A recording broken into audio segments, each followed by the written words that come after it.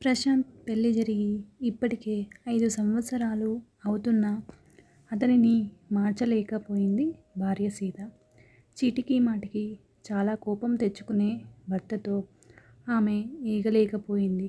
అతనికి ఎంత కోపం అంటే తను దాచిపెట్టిన చెక్ బుక్ తనకి కనిపించకపోతే కూడా భార్యను నానా మాటలు అనేవాడు. నీకు ఎన్నిసార్లు చెప్పాను, నేను రెడీ అయ్యేలోపు నువ్వు టిఫిన్ పెట్టాలి అని. నాకు అక్కడ ఆఫీస్కి టైం అవుతుంది. అసలు నీకు ఇంత మందబుద్ధి ఎక్కడి నుంచి వచ్చిందో నాకు అర్థం కావడం లేదు. నేను ఆఫీస్కి లేట్గా వెళ్తే నా ఉద్యోగం ఊడుతుంది. అప్పుడు ఇక నీలాగా ఇంట్లో కూర్చొని ఏ పని పాట చేయకుండా ఉంటే మనల్ని ఎవరు పోషిస్తారు? మీ అమ్మ బాబునా? ఆఫీస్ అయిపోయి ఇంటికి వచ్చాక భార్య టీవీ చూస్తూ కనిపిస్తే చాలు ఆ భర్తకి ఎక్కడ లేని కోపం వస్తుంది. నేను ఉదయం నుండి సాయంత్రం వరకు ఆఫీస్లో ఎంతో కష్టపడి వస్తే ఈవిడ మాత్రం ఇంట్లో ఏ పని చేయకుండా టీవీ చూస్తూ పైన ఫ్యాన్ వేసుకుని కాలక్షేపం చేస్తూ ఉంటుంది. నా సంపాదనతో కరెంటు బిల్లులకి సగం వెళ్ళిపోతుంది. ఇలా వృధా ఖర్చులతోటి నా సంపాదనంతా ఖర్చు చేస్తుంది అనే కోపంతో భార్యపై అరిచేవాడు. ఆఫీస్లో ఉన్న టెన్షన్స్తో ఉన్న కోపమంతా కూడా భార్యపై చూపించేవాడు. ఇదంతా భరించలేని ఆ భార్య మొదట్లో అతనితో ఆర్గ్యుమెంట్స్ చేసేది. ఇద్దరికీ గొడవలు జరిగేవి. కానీ మారుతాడులే అని ఊరుకునేది. ఇలా 5 సంవత్సరాలు అయిన తర్వాత ఇలా 5 సంవత్సరాలు అయినా కూడా ఆ భర్తలో ఏ మార్పు లేదు. అతని కోపం ఇంకా రాను రాను పెరిగిపోయింది. ఇలా ఎందుకు చేస్తున్నావు అని భార్య అడిగితే, అసలు నీకు నాతో ఉండడం ఇష్టం లేకుంటే ఇక్కడెందుకు నాతో పాటు ఉంటావు? నీకు ఒక్క పని సరిగ్గా చేత కాదు. మీ అమ్మ వాళ్ళ ఇంటికి వెళ్ళి ఉండొచ్చు కదా. నువ్వు నన్ను వదిలేసి డైవర్స్ ఇచ్చే అంటూ ఉండేవాడు. కానీ అలా చేయడం తనకి ఇష్టం లేదు. ఎందుకంటే ఇప్పుడు తన భవిష్యత్తు కంటే తన పాప భవిష్యత్తు ముఖ్యం అనుకుంది. తనకు మంచి చదువు ఇవ్వాలి. తను అమ్మ వాళ్ళ ఇంటి దగ్గరికి వెళ్తే అక్కడే ముసలి వాళ్ళైనా అమ్మ నాన్న ఈ వయసులో వాళ్ళకి కూతురు అత్తగారింటిని వదిలేసి వచ్చిందనే బాధను తను ఇవ్వదలుచుకోలేదు. తను అంతగా చదువుకోలేదు. దాని వలన తన కాళ్ళపై తను నిలబడి ఏ పని చేసి కూడా తన బిడ్డను పోషించుకోలేను అనుకుంది. ఈ సమాజంలో మగవాడిది తప్పైనా కూడా తనని నిందిస్తుంది అని ఆలోచన చేసుకుని తన భర్త కోపంతో అరిచినప్పుడు తన్ను తాను ఎలాగో మార్చుకోలేకపోయింది. కాబట్టి నేనే మారిపోతాను అని తనే సైలెంట్గా ఉండటం అలవాటు చేసుకుంది. ఇప్పటికీ పెళ్ళి 25 సంవత్సరాలు అయ్యింది. కూతురికి మంచి మంచి సంబంధాలు వస్తున్నాయి. కానీ వేటిని కూడా అమ్మాయి స్వీకరించడం లేదు. అమ్మ కావ్య, ఈ అబ్బాయి చాలా మంచివాడు. మంచి ఉద్యోగం, మంచి ఆస్తిపాస్తులు ఉన్నాయి.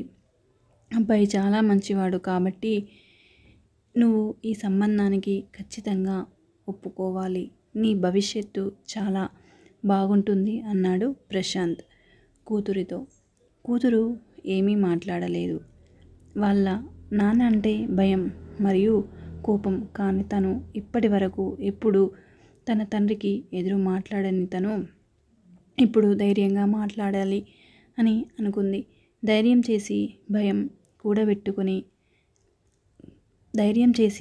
అంతా కూడబెట్టుకుని చెప్పింది, నాన్న నేను ఈ పెళ్ళి చేసుకోను అని. ప్రశాంత్కి కోపం నశాలానికి ఎక్కింది. ఎందుకు చేసుకోవు? నేను ఉద్యోగం చేయాలనుకుంటున్నాను. నా కాళ్ళపై నేను నిలబడాలి అనుకుంటున్నాను. దానికోసం మరో 2 సంవత్సరాలు నేను చదవాల్సి ఉంది అన్నది కావ్య. చదువు, కానీ అబ్బాయి చాలా మంచివాడు. నేను అబ్బాయితో మాట్లాడతాను. తను నీకు పెళ్ళి అయ్యాక కూడా నిన్ను చదివించి మంచి ఉద్యోగం చేయడానికి ఒప్పుకునేలా నేను చేస్తాను అన్నాడు ప్రశాంత్. నేను నా కాళ్ళపైన నా జీవితంలో నిలబడడానికి ఎవరు పర్మిషన్ నాకెందుకు నాన్న అంటే ఏంటి ఈ పెళ్ళి వద్ద కోపంతో అన్నాడు. అవును ప్రశాంత్ కోపంతో ఊగిపోతూ, ఈ మధ్య నీకు మాటలు బాగా వస్తున్నాయి. తండ్రికి చెప్పే అంత స్థితికి నువ్వు ఎదిగిపోయావు. నోరు మూసుకొని చెప్పింది చెయ్యి. ఇటువంటి మంచి సంబంధం మళ్ళీ మళ్ళీ రాదు. ఈ సంబంధాన్ని నేను ఖాయం చేస్తున్నాను అన్నాడు. లేదు నాన్న, నేను చేసుకోను. నేను అమ్మలాగా మారాలనుకోవడం లేదు. రోజు తన చెక్ బుక్ కనిపించకపోయినా భార్యను కోప్పడేవారిని. చపాతీ కొంచెం లావుగా అయినా కూడా ఇల్లంతా పీకి పందిరి వేసే అంత కోపం. నాకు ఒంట్లో బాగా లేకపోయినా కూడా ఇంట్లో అన్ని పనులు ఖచ్చితంగా నేనే చెయ్యాలి. లేదంటే ఆకాశాన్ని భూమిని ఏకం చేసే అంతలా ఉగ్రరూపంలో మారేంత కోపం. నీలాగా ఆ వచ్చేవాడికి కూడా ఉంటే నేను అమ్మలాగానే భరిస్తూ ఊరుకోవాలా? నాకు నీలాంటి భర్త వద్దు. అతను నీలాంటి వాడా కాదా అనేది మనకు ఇప్పుడే తెలియదు కదా. అందుకే నేను ఈ పెళ్ళికి ముందే నా కాళ్ళపై నేను నిలబడాలి అనుకుంటున్నాను. తద్వారా రేపు భవిష్యత్తులో నాకు కాబోయే భర్త ఇలాంటి వాడే దొరికితే నేను అతడిని వెంబడే వదిలేసి నా జీవితాన్ని సంతోషంగా గడపగలను అన్న ధీమా నాకు కావాలి. అంతేగాని రోజు అమ్మ పడుతున్న బాధలాగా కాదు. మీరు అన్ని మాటలు అన్నా కానీ తను కుమిలిపోతూ తిండి తినక ఏదో బతకలేక నా కోసం బ్రతుకుతున్నట్టు తన బ్రతికున్న శవంలాగా జీవించడం నాకు వద్దు. ఆ వచ్చేవాడు మీలాంటి వాడు కాదు అని మీరు నాకు భరోసా ఇవ్వగలరా? లేదు కదా. ఎవరి నిజస్వరూపం ఎలాంటిదో నీ పై అంచనాలతో మనం ఊహించలేము కదా. ఆ మాటలకు ప్రశాంత్కి చాలా కోపం వచ్చింది. కానీ కూతుర్ని ఒక్క మాట కూడా అనలేదు. ఆ కోపంతోనే వీధి బయటకు నడిచాడు. అలా నడుస్తూ కళ్ళలో నీళ్లు గిరగిరా తిరిగాయి. తనపై తన కూతురికి ఉన్న అభిప్రాయం ఇలాంటిదా అని.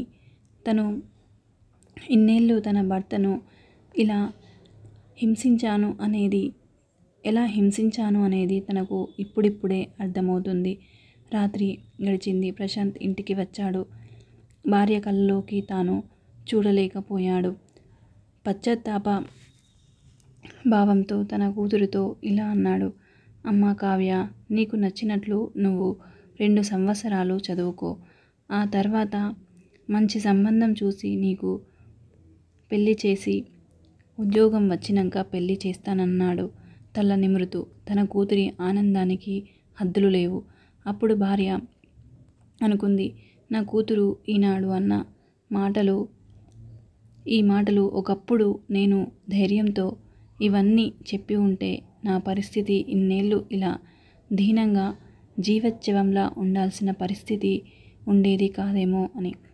మన సమాజంలో స్త్రీకి చాలానే గౌరవం ఇస్తాం. ఎన్నో స్లోగన్స్ కూడా చెప్పిస్తూ ఉంటాం. స్త్రీ అంత గొప్ప, ఇంత గొప్ప అని. కానీ ఒక స్త్రీ కోరుకునేది తన యొక్క ఆత్మాభిమానాన్ని ఎవరు కించపరచకుండా తనలాగా ఎదగనిద్దాం. Thank you for watching. ఈ స్టోరీ మీకు నచ్చినట్లయితే లైక్ చేయండి, షేర్ చేయండి, కామెంట్ సెక్షన్లో కామెంట్ చేయండి.